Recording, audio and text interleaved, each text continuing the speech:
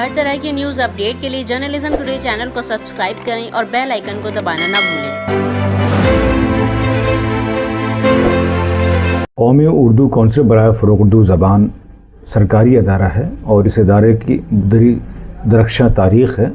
پورے ملک میں اردو کے حوالے سے جو یہ ادارہ کام کر رہا ہے اس میں مزید 4 چاند لگانے کے لیے پچھلے 1 سال قبل NCPUL کے ڈائریکٹر ڈاکٹر شمس اقبال صاحب نے عہدہ کو سنبھالا تھا اور اپنے 1 سال کے پورے کارکال کو انہوں نے بتایا اور بڑے فخر سے بتایا کہ یہ بڑی خوش آئند اور خوش امید اور اردو کے حوالے سے ایک اچھی بات یہ ہے کہ NCPUL کے سارے کام جو اس کی اسکیمیں ہیں وہ متواتر اگر کسی وجوہات کی وجہ سے رکی ہوئی تھی، اب وہ تمام اسکیمیں جو NCPUL کی بند پڑی ہوئی تھی، چاہے وہ بلک پرچیز خریداری ہو یا دوسری ذرائع دوسری چیزیں ہوں، سب کو بحال کر دی جائیں گی۔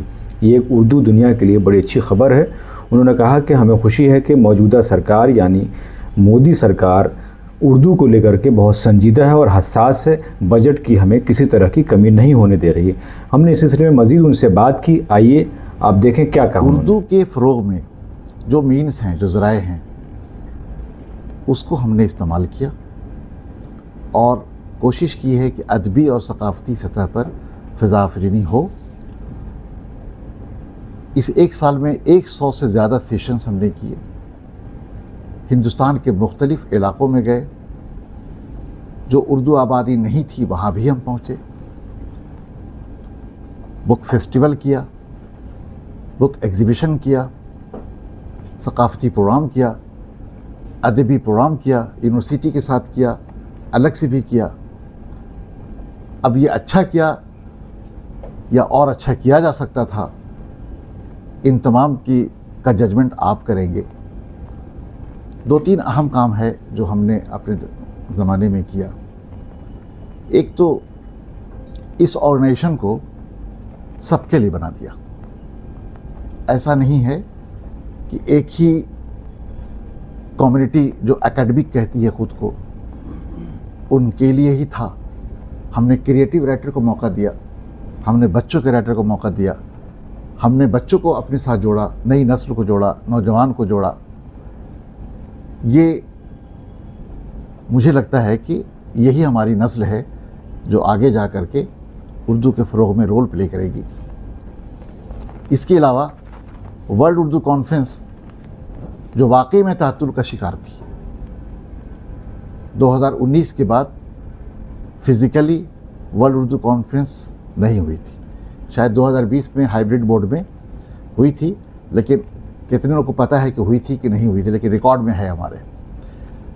ہم نے کیا اور سرکار کی طرف سے ہمیں بھرپور سپورٹ ملا۔ بھارت سرکار، وزارت تعلیم، ہمارے آنریبل ایجوکیشن منسٹر جناب دھرمیندر پردھان صاحب کا، دراصل میں ان کا ممنون ہوں کہ اتنے مواقع ایک ساتھ ملے مجھے اور ہم نے یہ سب کیا، جس کو میں یہ سمجھتا ہوں کہ جو سسٹم تھا جو ہمارے پاس اسی کے ساتھ ہم نے اس کو کیا۔ 2 اور اہم کام ہے جس کو میں کہہ سکتا ہوں، ہماری اردو دنیا کو آپ میں سے کتنے لوگ جانتے ہیں، گرچہ میں نے سوشل میڈیا پر دیا ہے، ہندوستانی زبان کی کیٹیگری میں FIP نے 2ری پوزیشن کا درجہ دیا اردو دنیا کو، اور اس کا پراپر ایوارڈ لینے ہمارے اجمل صاحب گئے، جس کو اسمرتی ایرانی نے دیا تھا۔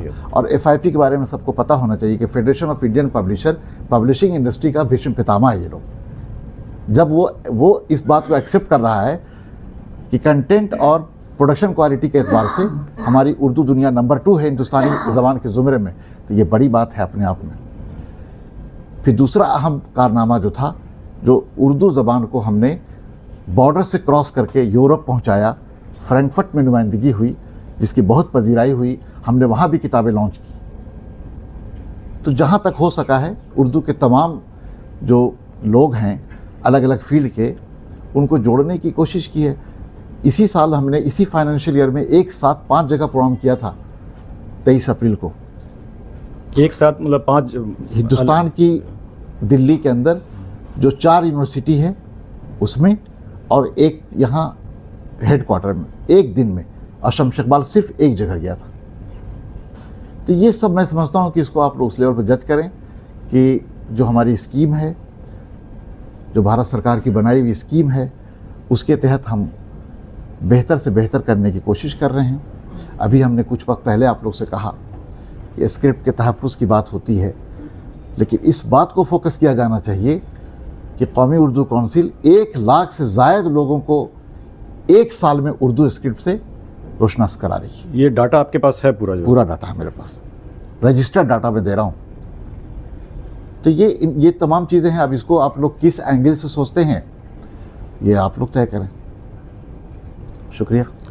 आमतौर पे एक भरम है या फिर कहें जो भी कि उर्दू पढ़ के नौकरी नहीं मिलती है, तो क्या वो नई नस्ल को आप क्या कहना चाहेंगे, खासकर नौजवानों को जो है? मैं पहले भी कहता आया और एक प्रोग्राम था खालिद साहब का, उसमें भी ये बात मैंने कही थी कि ज़बान को अगर आप रोज़गार से जोड़ेंगे तो फिर तहज़ीब की बात क्यों करते हैं आप? जब आप कहते हैं कि उर्दू ज़बान गंगा जबरी तहज़ीब है, ज़बान एक कम्युनिकेशन का ज़रिया है। मार्केट में उसकी क्या ज़रूरतें हैं, तो क्या हिंदुस्तान की दूसरी ज़बानों में क्या नौकरी मिल रही है? जो लोग और टेक्नोलॉजी से इंजीनियर बन रहे हैं उनकी क्या है सूरत हाल? ये तमाम सर्वे की ज़रूरत है। लेकिन उर्दू को ये एडवांटेज है, मैं अभी भी कह रहा हूँ, इसको कोट कर रहा हूँ कि उर्दू को एडवांटेज है कि हिंदुस्तान की दूसरी ज़बानें उनके मुकाबले में उर्दू के पास मौक़े ज़्यादा है, क्योंकि हम किसी एक रीजन तक महदूद नहीं हैं। इनफैक्ट हम हिंदुस्तान के हर इलाके में, कहीं पर तो मैंने पढ़ा अभी जो सुप्रीम कोर्ट ने कहा नॉर्थ ईस्ट, हम नॉर्थ ईस्ट में भी हैं, हमारे सेंट्रल मणिपुर में भी हैं और वहाँ भी लोग उर्दू सीख रहे हैं।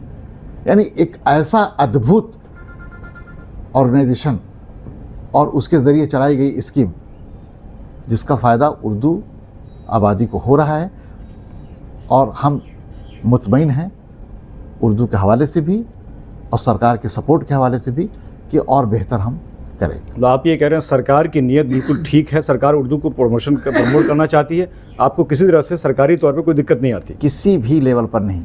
इस बात को भी आप लोग हाईलाइट कीजिए कि हिंदुस्तान की दूसरी ज़बानों के साथ कितनी रियायत है और उर्दू को कितना फ़ायदा है।